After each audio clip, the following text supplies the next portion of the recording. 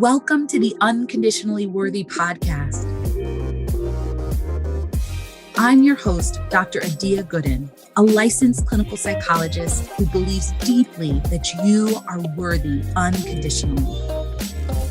Hello, and welcome to episode 43 of the Unconditionally Worthy Podcast. As always, I'm really happy to have you listening. Today on the podcast, I talk with Kacie, Lett Gordon, and Katie Mullins, and they are the co-founders of It All Media. And we really have a conversation about what it actually means to have it all, the challenges and tension that women experience when trying to pursue having it all, and the power of women defining what it all means to them. We talk about trusting your intuition. We talk about self-worth journeys, and we really explore what it looks like to show up to your life when you're no longer sort of trying to prove that you're worthy. It's a really rich conversation that we have, and I know that you're going to get so much out of it. So tune in and be sure to listen to the end. So I am really grateful to have Katie Mullins and Kacie Lett Gordon on the podcast today. And they are co-founders, best friends, storytellers, and even neighbors. In January 2021, they created It All Media, which is the #1 destination for modern women redefining, quote unquote, it all. They exist to document new narratives, amplify women's voices, facilitate a movement of women who support and protect one another, and ultimately break down in order to rebuild systems that don't serve women. So Katie and Kacie, welcome to the podcast. I'm so glad to have you here. Thank you. It's so good to be here. Thank you. I love it. That's maybe the first time I've heard it read back to me. As I'm sitting here, like, yes, we are. Yes, let's go. And then I realized the copy editor in me was thinking, wow, we might want to cut that down a little bit because that's a lot to fit in. So I loved it, and also taking notes. Well, it did. I didn't think it was actually that long because there's definitely longer bios. And I think it's a good sign if you're listening to the description of what y'all are doing and you're like, yes, like we're doing it. That's great. I love that. I love that as a response. Well, I want to start our conversation the way I start basically all of my conversations with guests on the podcast, which is asking each of you to share a bit about your own self-worth journeys. Sure. There's a lot to unpack there. Yeah. Yeah. When I first actually was thinking about that, I was like, I think I'm very much still on my self-worth journey. I think that is ongoing. I think that is at different points in my life, I felt much stronger and more secure about my own self-worth. And there's been many points of weakness throughout that as well. Yeah. I was reading a bit of your bio, and I very much relate to the overachiever, perfectionist, and the idea that if I show up perfect in every circle, and for me, work, career, education, that was such a big part of my identity until I had something else that kind of shook that ground. So for me, grew up, was the first of my immediate family to get a 4-year education, carried the opportunity and the weight of that, of this is your chance to go out there. And I hustled. The first 10 years of my career, it was promotion. The title after my name was very much tied to who I was and how valuable I was, the money I made, the fact that I was a breadwinner in my family. Like, these are all things, and they're amazing, right? They're absolutely things to be proud of. But it was in 2019, I had my daughter. She was 6 months old in December. So 19 going into 20. And all the things that previously had been my armor of self-worth, I was not able to and didn't want to show up in the same ways. And the catalyst for starting the company for me was I was driving home 6 months postpartum. I'm a senior vice president, making more money than I had ever made, had the husband, the house, the dog, the yard, the whole thing, all things. Hence the name of the company. And wanted to drive my car off the road. I felt like I say that I don't know if I wanted to kill myself, but if I could hurt myself bad enough that nobody would expect anything of me, that'd be good. And then I thought, what the hell are you doing? You would not want your daughter living that life with that kind of pressure. And who gave that to you? At the end of the day, I may have borrowed this pressure and these narratives from other people, but at the end of the day, the buck stops with me. And I had to say, is that a pressure you want to sustain? And what is it that you really want? Where are these coming from? That is about 5 minutes that I gave you worth of like years of therapy is like dwindled that down for you. But so similar to Katie, I think we're both very much, I think that women in general, this journey with self-worth, we are always on it. But for me, it was a very episodic, visceral moment in 2019 that started that. And early days, Katie and I did a show on it around this concept of would you rather be adored or respected? It was in like a Myers-Briggs or something. And the first question was like, would you rather be respected? I'm like, yes. And then it was like, or adored. And I was like, oh, I'd rather be adored. And over this journey, for me, it has been the shifting from adoration to respect. That is really self-worth. I don't know if you have anything to build on that. That's my two sides of the coin. Yeah. I feel like in our conversation around this, so my background comes from nonprofit, and I feel like so much of what, at least for the last decade, and so much of what they ask for you is, we need you to be everything, wear every hat for as little as possible.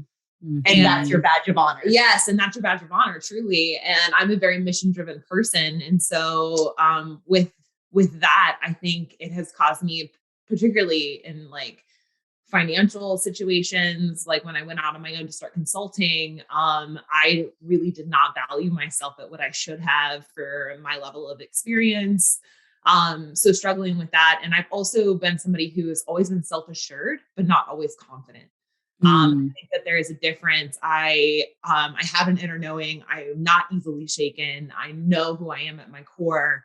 But I can walk into a room and get rattled because someone might question why I'm in that space. And I think, oh no, I shouldn't be here.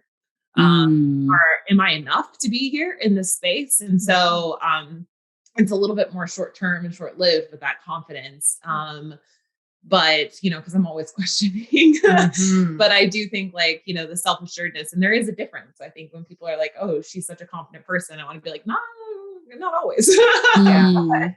And I would say that I probably emulate or give off more of that confidence, but lack the assuredness, right? I can walk into the room with the facade, shoulders back, and tell you what I think you want to hear and emulate that, or, bring it.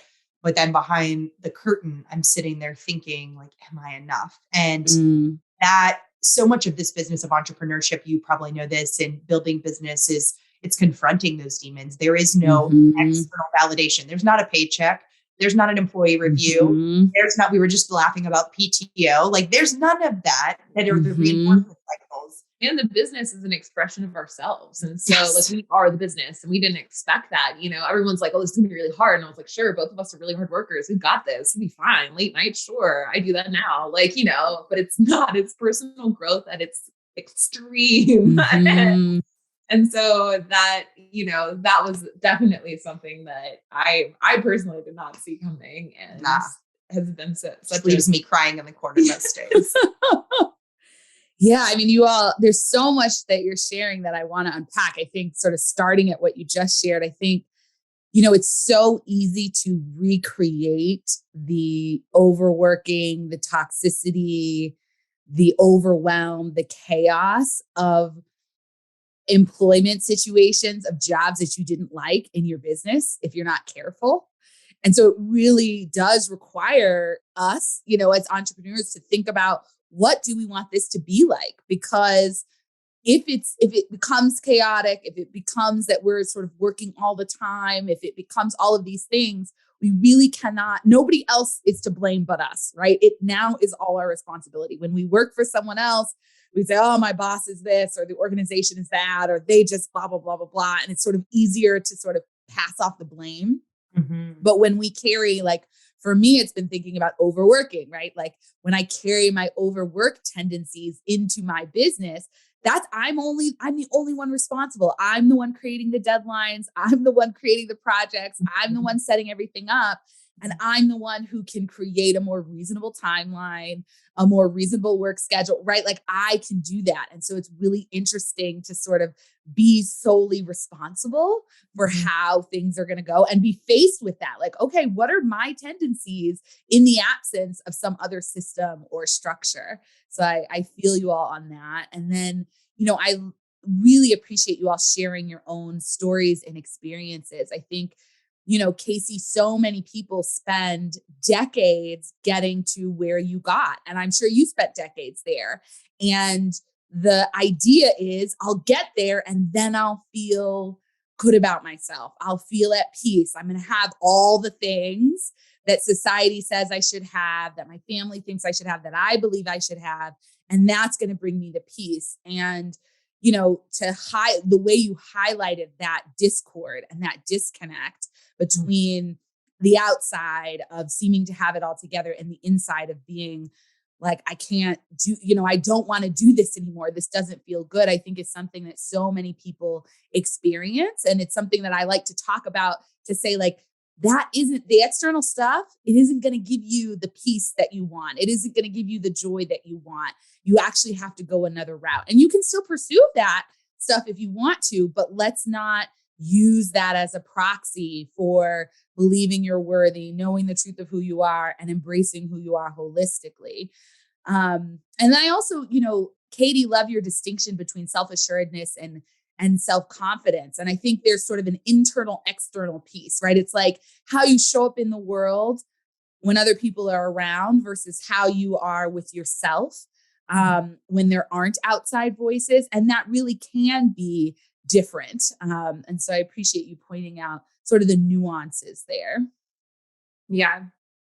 And as you were talking there, of those distinct moments where you say the outside versus the inside, it's really easy when you're in your like Zen little bubble to be like, I'm just gonna I know my worth and I'm gonna be great. I'm gonna sit here with my best friend and we're gonna be on the couch. And then you get into a situation that is not this little bubble. You go, for me, this past weekend, I'm from Virginia, went back home to visit family, and they have not been present during the evolution of these changes. And so you go back into these environments, right? It's like when you go to a retreat or a conference, you're all jazzed when you're in this. And then you go back to your immediate bubble or your immediate life, and it's like all of that out the window. You've retained 10%. And so for me, over the past few years, it has been my ability to flex that muscle in triggering situations that help me see my progress. And it truly is a spectrum. I think we would all be remiss to say that self-worthiness, like there's a pinnacle of it, is this spectrum of relationship, and how we show up in one situation might be the very best we can do, and how we show up in another might be tenfold better, but that's also the best we can do in those moments.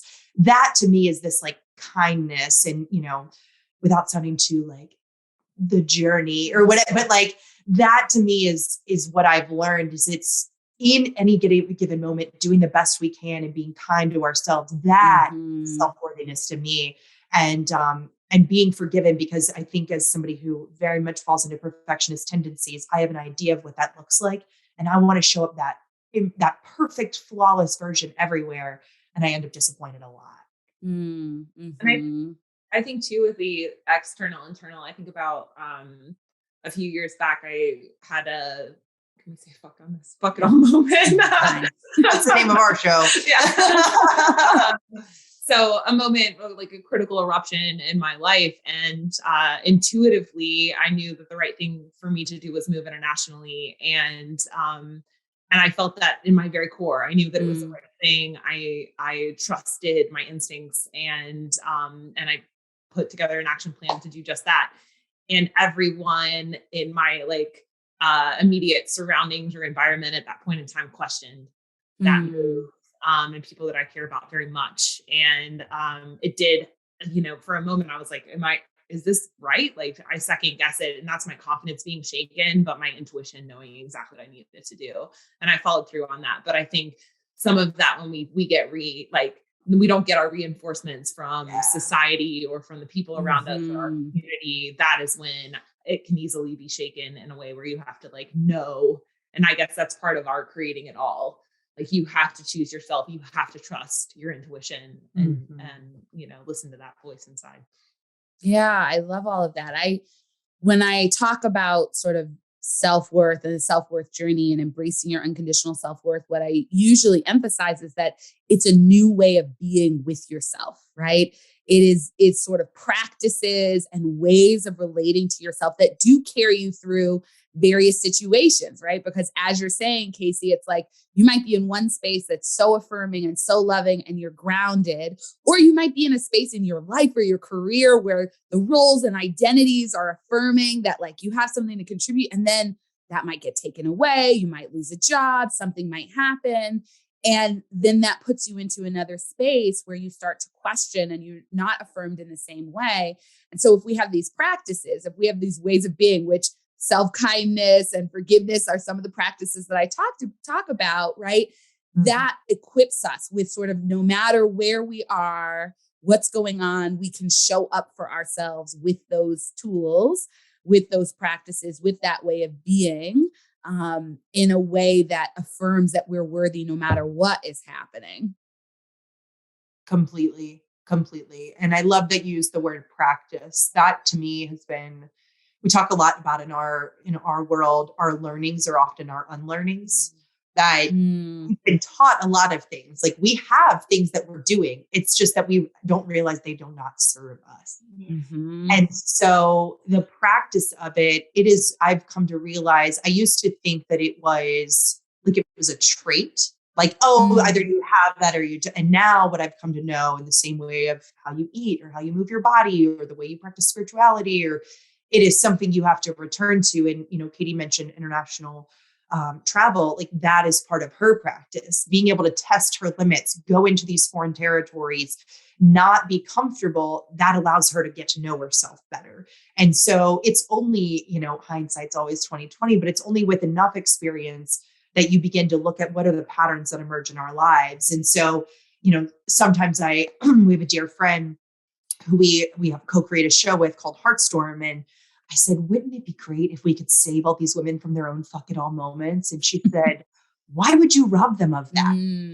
And that to me is like, kind of like the secret of life or something. It's like, that is the essence of all of it, is we have to learn something, experience enough to know what doesn't work, to then create what does. And there are tools and things we can set forth. I think about this a lot. I'm a mother of a daughter, but she is going to have her own struggle, just like our parents had their own struggle. And the women a million years ago had their own, like that. I feel a lot less pressure not thinking that I have to fix it all.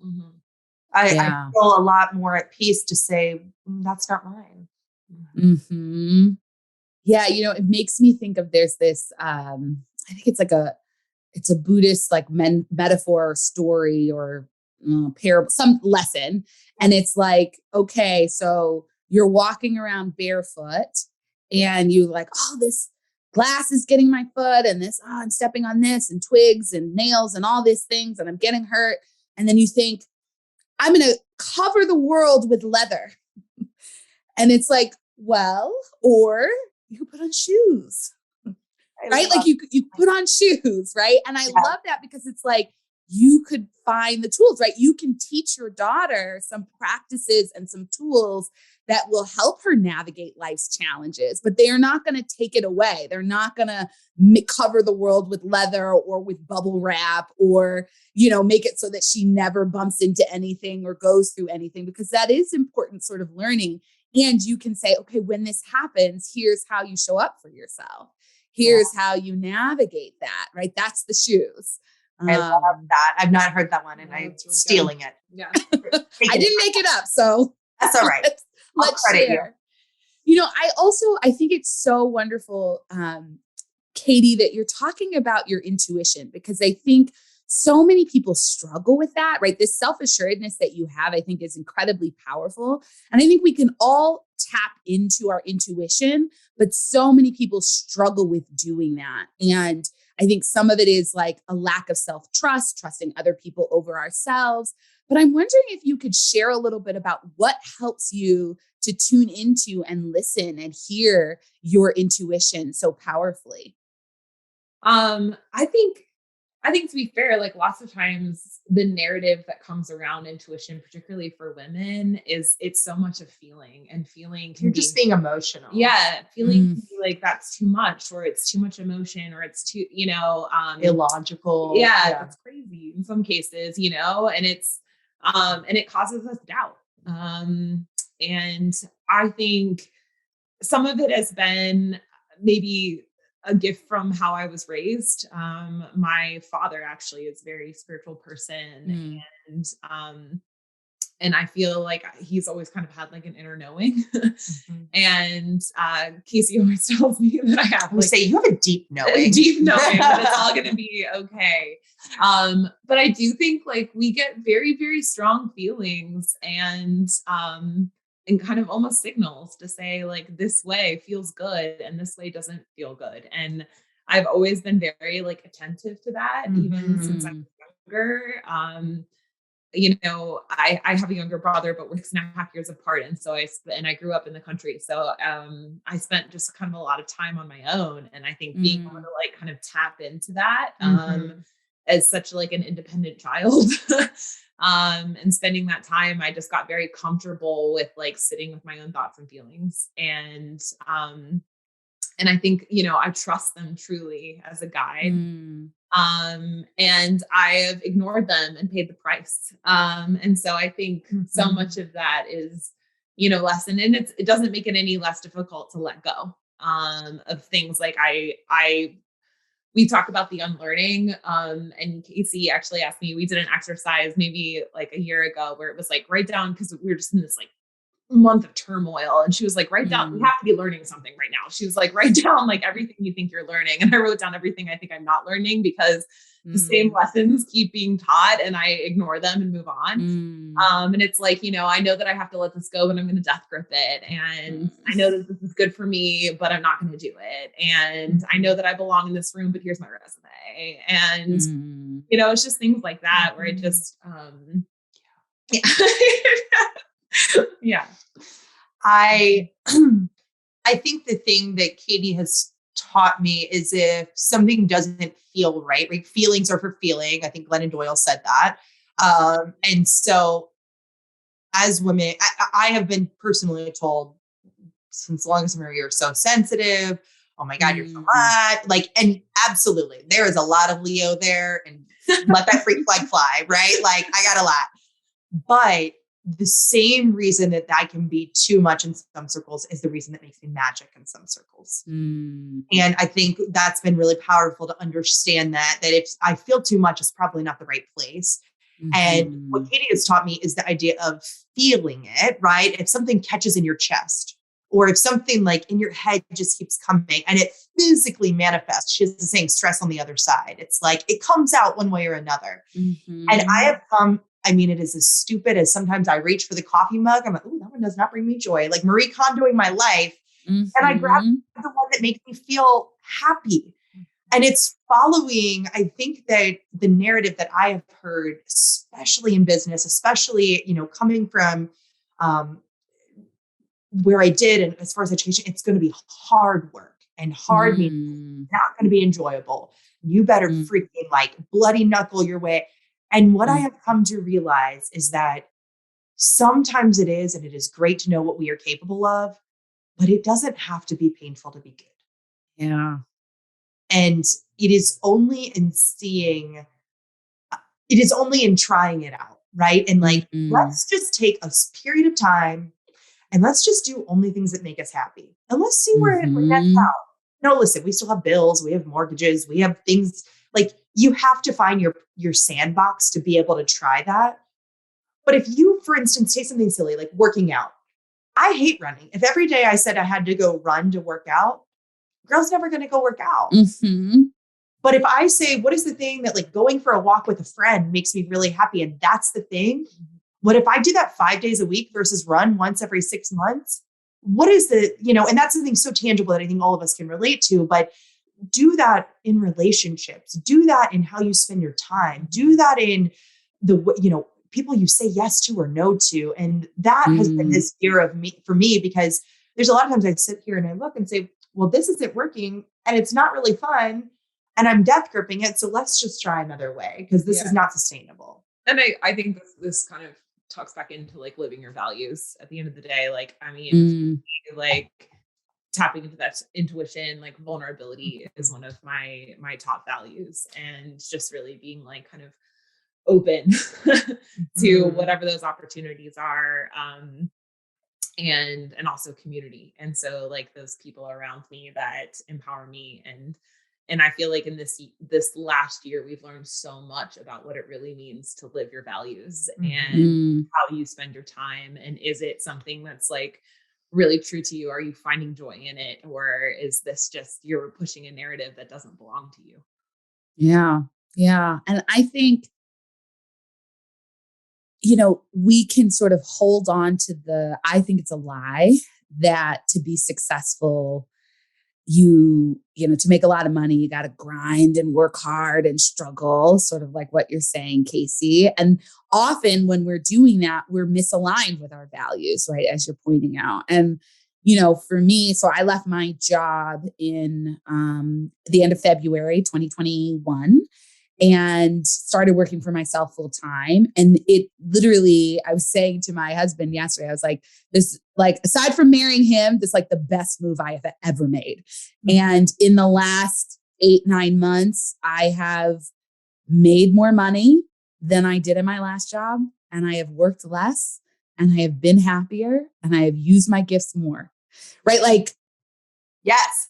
Like these are, like, so it's like, it doesn't have to be hard. Like, and what if we tested this idea? And I love that, you're mentioning experimenting, Kacie. Like, what if you tried it and allowed it to be easy, or allowed it to flow, or allowed yourself to trust the intuition, right? Like I had an intuition, like I need to leave, right? My body was telling me. And so it's like, if you trust that, you actually may be rewarded with some gifts that you might not have even imagined were possible, because you allowed yourself to say, I'm going to trust and follow this, and not the conventional wisdom that you got to follow these steps and this is the only way to be successful and whatever. Like, let's think about who that serves. So we can get into the whole thing of the patriarchy. We are not anti-men. We love men, but we are anti-patriarchy. And you think about work systems. We talk about women at home, at work, and in their communities. If it is hard, that means, if the message is it is hard, that means fewer people do it. It's somebody patting you on the head and saying, trust me, this is really difficult. I think of Elroy praying what? Like, it's hard. Yeah. Yes, it is hard work, but we're not afraid of hard work. We know how to do things, but is it so hard that I don't also deserve and am not capable of it? Absolutely not. And so that is when we started thinking about this. So similar to you, in February, I left my full-time job in September of 2020, started a podcast. I started saying, what the heck does it even mean to have it all? What is that? Like, whose narrative was I?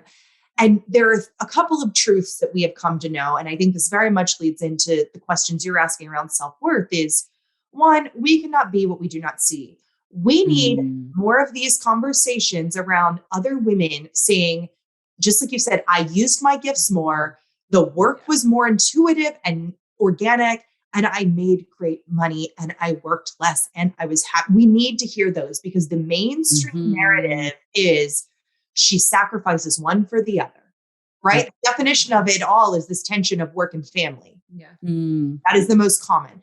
The second is, the only people telling the stories right now are not you and me. They are not the women have to be not only the main character, but also the authors and narrators of their story. Like, that is something that we are realizing. And so we are constantly in our own lives every day saying, hey, check yourself. Is that the story that you would tell? Or is it the story somebody else is telling you? And we are beginning to understand, like, I come from a consulting background. The 5 whys is one of the most powerful tools anybody can use. Just keep asking why.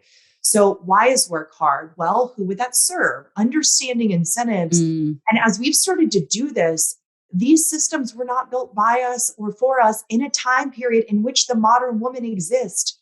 They were built post-World War II. They were built when women did not have education. Like, it's soapboxy. I know I'm ranting a bit, but it's like, you can start to see there is no wonder that we are having to unlearn, because everything pushing us to this moment has been teaching us a singular message. So you may have to edit some of that out, because I got no, we don't need to edit any of it into it. But that is what we've started. Like, it started with a question. We stayed in our magic of saying we are really good at curating and facilitating conversation, and we're really good at understanding systems.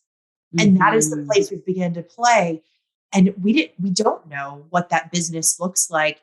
And had we listened to other people, we would have stopped a long time ago. And instead, things are revealing themselves bigger than we could have ever dreamed up, at a faster clip. And that to me is like, I love hearing the story of you saying more abundance has come to me in a shorter period of time by doing what feels right.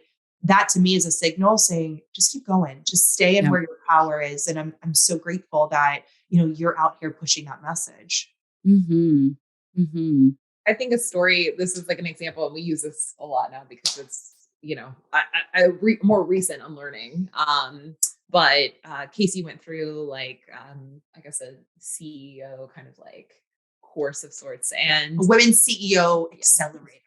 And sounds very official. Yes. And I was down in Florida at the time, and she called me and she said, they told me today, what would you be doing differently if you were playing to win instead of playing just not to lose? And so she was like, we got to think about like what, I'm thinking I'm a Capricorn. I'm like, I always play to win. What are you talking about? But I'm also like, all right, I'll write some of this down. Like, we'll come up with like all these things that we need to do differently. And we were both just, we were all about it. And then a couple of days passed, and I was driving home, and I got just like, I was in my head thinking about this, and I thought, what in the hell are we trying to win?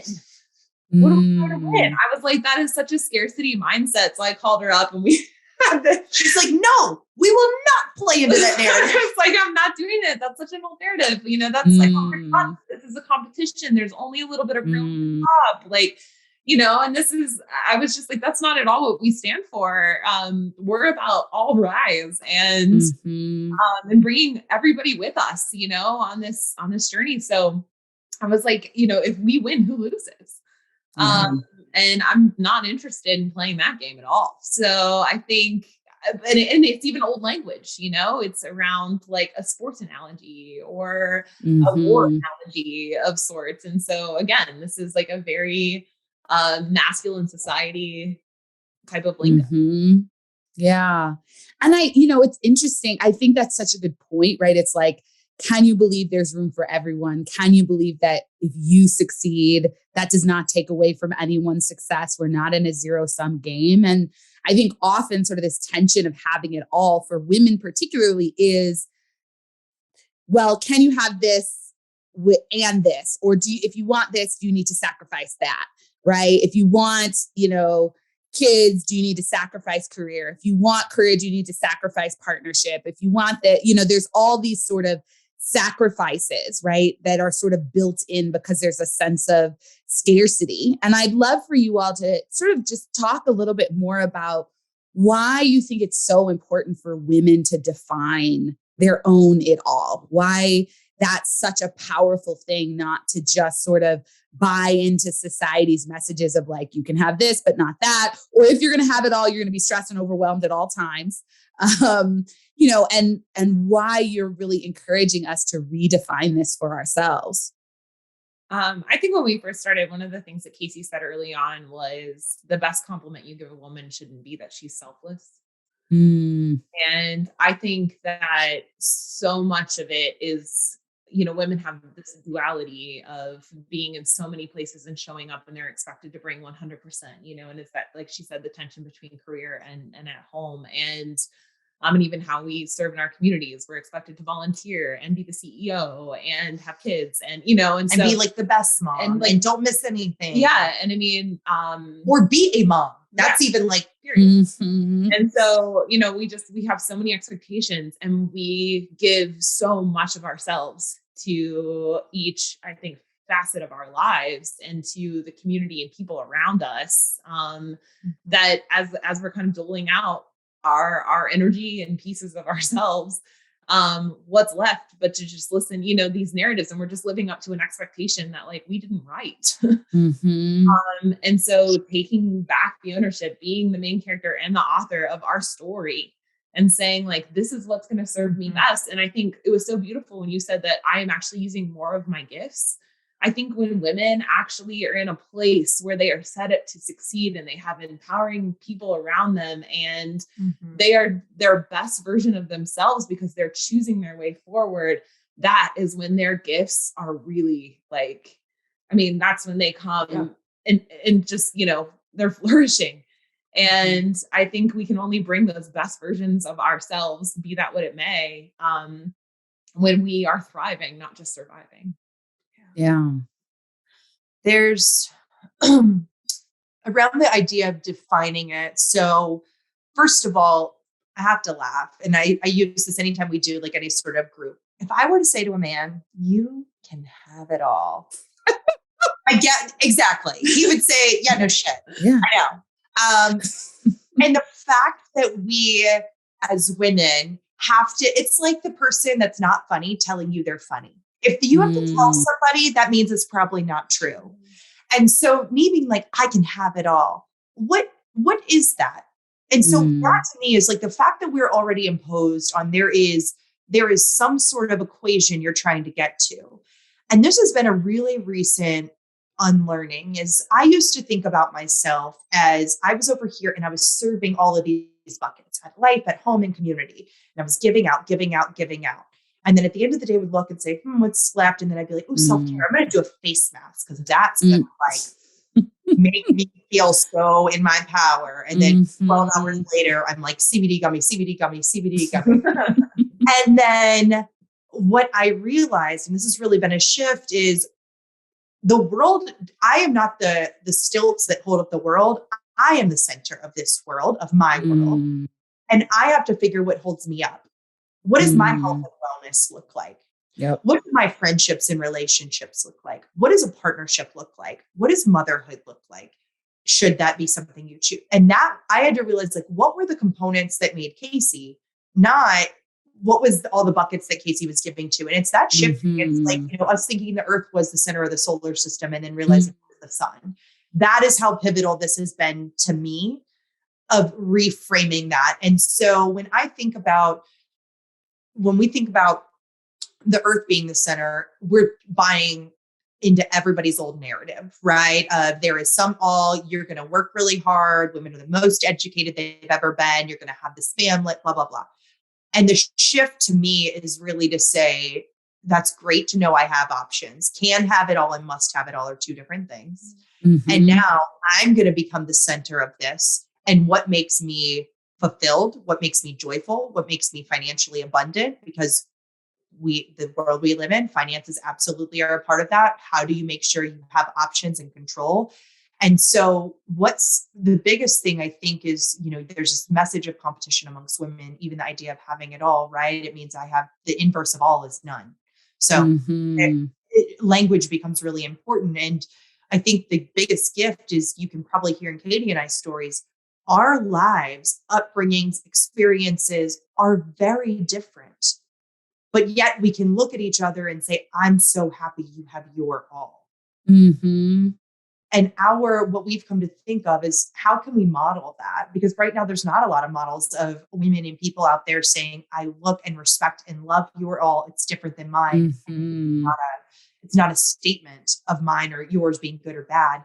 And that, I think, is one thing that has been born from this, that if we could, we are very much walking this journey and this process, and it is a daily struggle. But if we can model what that might look like, maybe that helps other people. You can't be what you don't see. That can be something here. And we find that when you step into this ownership, right? This is your podcast. Like when you begin to own that, it's a virtuous cycle. You can't help but want to shine that light and bring others along. And that to me is something so innately feminine. I won't even say women, but just feminine in nature, of this idea of like giving life and like light. That to me is what we collectively as women have just such an incredible power. And should we tap into that? I don't think there's anything like, I think we will be we will save the world. Like that is, if it's saying like, we will save the world. Why? Because we birthed it. And that is like the energy that we're hoping to bring, is just saying like, you're not crazy. You're not too much. And like, you're all if you can dream it, it's yours to have. Yeah. Well, I think even encouraging women to slow down enough to ask, what is it that I want? Because I do think that even in the societal version of it all, achieving that can be another way to sort of prove your worth. I've got to have the career. I got to have a partner. And if you're going by society standards, I got to have a male partner, and I got to have kids, and I got to, and my house has to look this way. My car has to look like so. And that sort of having it all based on societal norms and standards. And so I think even sort of suggesting, you may want some of those things, you may not. Can you ask yourself the question of what truly lights you up, what fulfills you, what brings you joy? When are you most alive, right? And then guiding women to even think about, let's again, put aside these ideas of what it means to be successful or worthy based on societal norms, and just really tune into what would light you up and what would bring you joy. And then how do you go about making that happen for yourself? I think is really empowering. Yeah, I agree. I think the world can be so loud.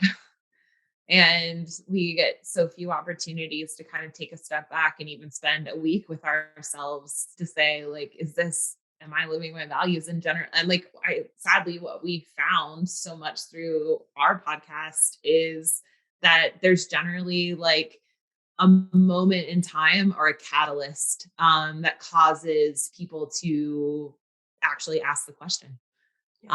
They hit a breaking point, or tragedy strikes, or COVID happens, or something that it's an external force that kind of makes them allow themselves or give themselves the permission to ask, am I living my values? Am I doing what I want to do? Is this the life I want for myself? Yeah. And I think of when we can sort of own our worthiness, it often frees us up to ask those questions, because I think what I know is true for me, I think it's true for a lot of people. We spend so much time and energy trying to prove our worth. And when that's the mode we're in, it's very hard to stop and pause and say, do I even want this? Is this even really where I want my life to go? And I wonder how you all think about that, right? Like how you think about sort of women owning their worthiness, and also, being empowered to figure out what it is they truly want for their lives. So much. I think it's like starting to have these conversations, like starting to say that this is like, just even giving like the vocabulary for women to realize that this is the kind of environment that like we're existing in, and sometimes I think you have to have enough experience, like kind of out in the world, to see like what it is that you want, what works for you, what doesn't work for you. But I think it's having these conversations and sharing stories about people that are doing it differently, that are succeeding doing it differently, that are finding joy, and just making sure that those narratives are heard loud and clear, and that it represents all sorts of people across the spectrum, Yeah. So first we started with, what does it mean to have it all? And then we said, okay, well, having it all, that's really like an action, right? Like creating and having. Well, how do I know what my all is? And just like you were asking, so there's 3 stages, so to speak, of the practice. The first is define. I can't go create something that I don't know what it is, right? It's like me being like, I want dessert. Okay, well, what kind? Like, do you want chocolate? Do you want fruit? Like, you have to be able to name that. And so much of what we have done over the past, year in conversations with ourselves, conversations with women, is understand one of the questions we ask consistently is, when my power is shaken, I. And almost always the woman says, I go inward. And so there are moments in which the only choice is to shut everything else out and listen. And what we are hoping is that there can be a practice around that.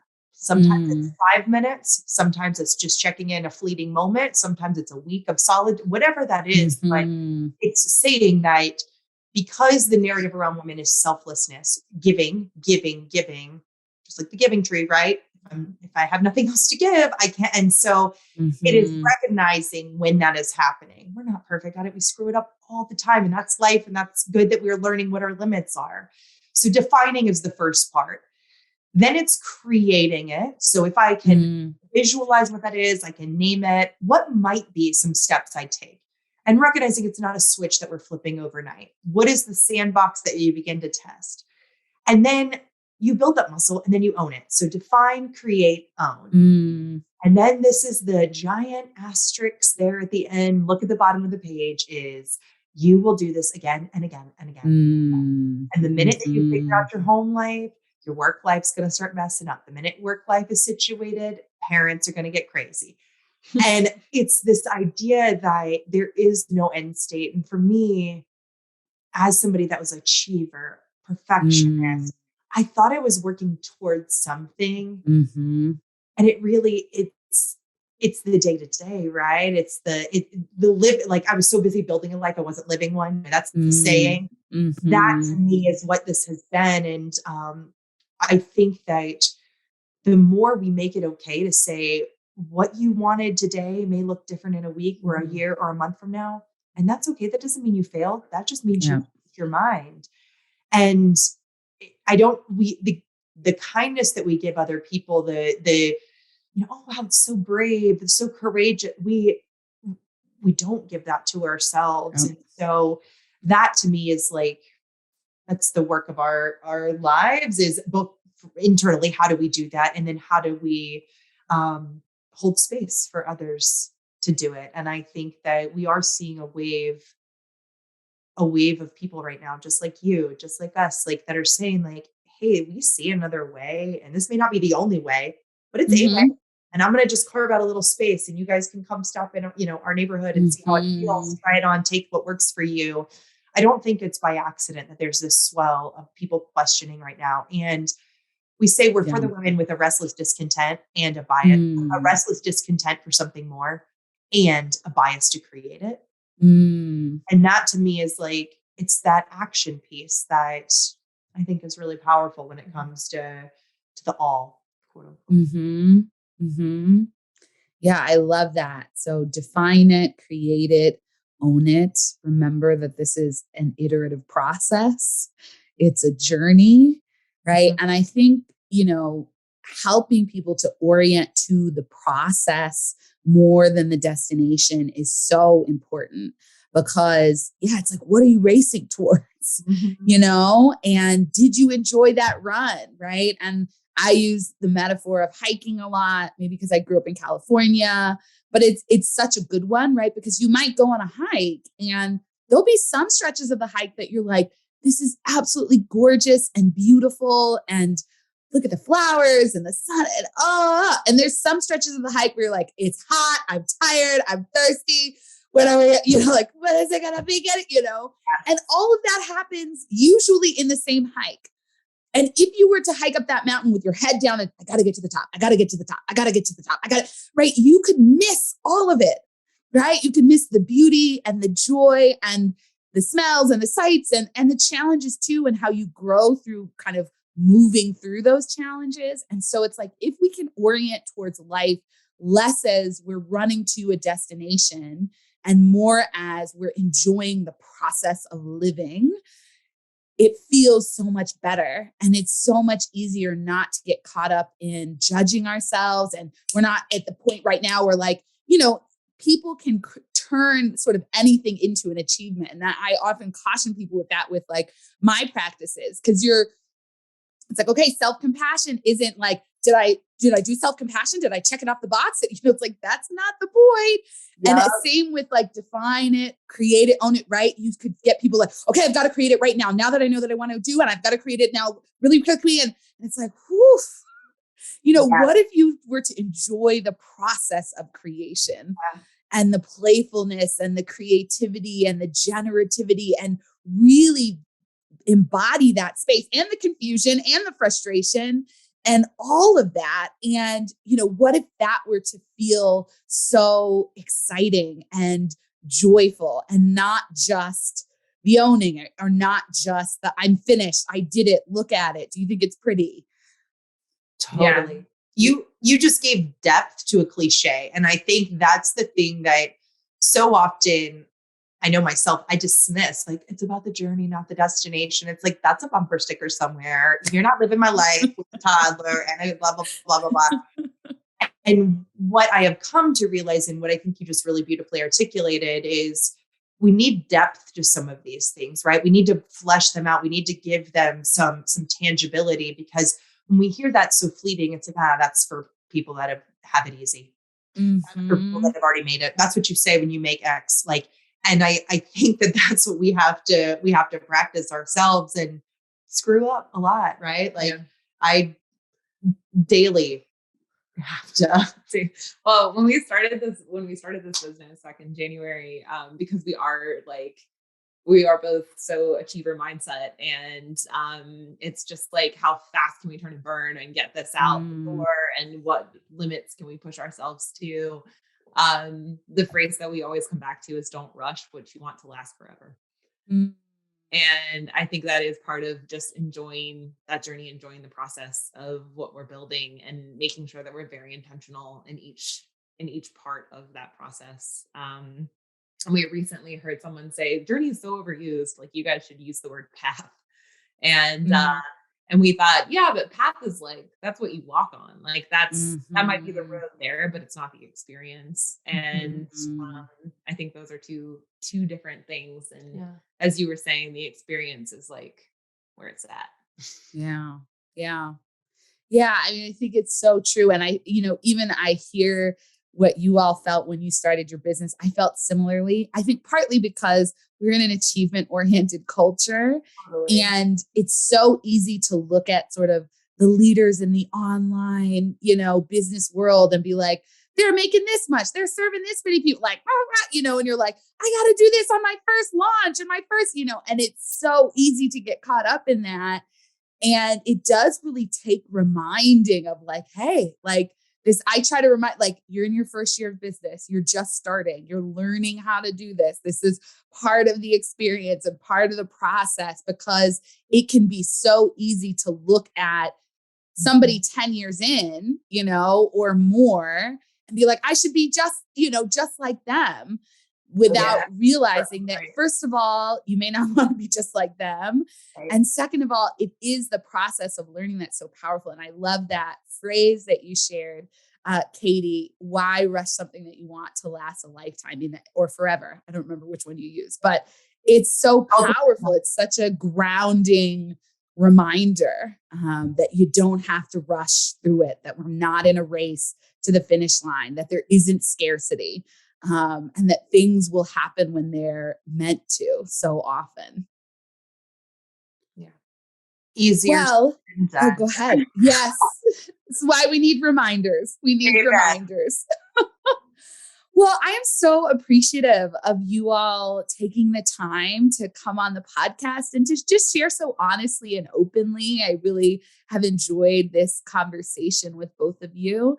And I know that people are going to want to know how to connect with you further, how to learn more about all that you're doing in the world. So will you share how people can connect on social media, website, podcast, all of those things? Absolutely. itallmedia.co. Now, CO, not com. And then on Instagram, we are at It All Podcast. That's easy to find us there. And then wherever you get your podcasts, that's Apple, Spotify, and everywhere in between. It's the Fuck It All Podcast. I know we do say the F word, but I promise it's there's a lot more depth than just the swear word.